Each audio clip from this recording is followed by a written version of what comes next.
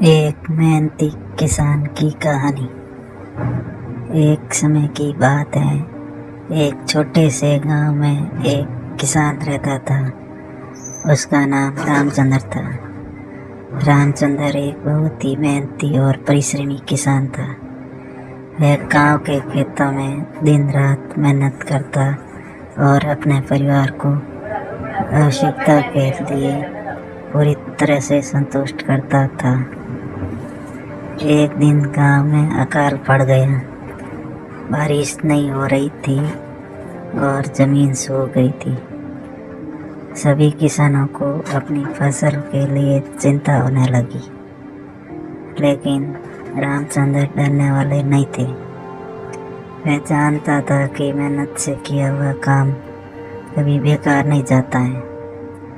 रामचंद्र ने अपने खेतों को और से अच्छे से सिंचित करना शुरू किया। वह दिन रात मेहनत करता रहा, पानी की बचत करता रहा और पौधों की देखभाल में विशेष ध्यान देता रहा।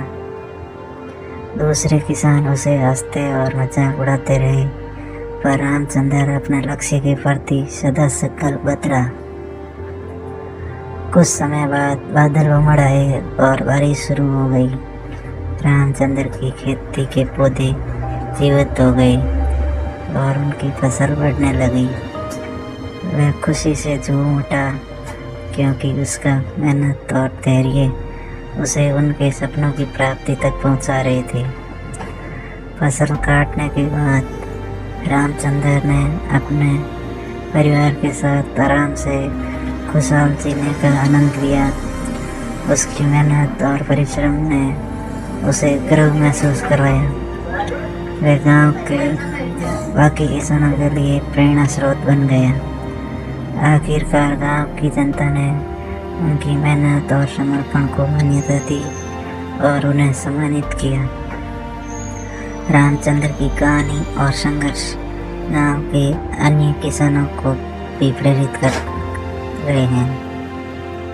इस कहानी से हमें यह सीख मिलती है कि मेहनत, परिश्रम और समर्पण किसानों के लिए अत्यंत महत्वपूर्ण है। यदि हम मेहनत करें और परिश्रम करें तो हमें सफलता के मार्ग पर चलने में सफल हो सकते हैं, चाहे कितना भी कठिनाई आए।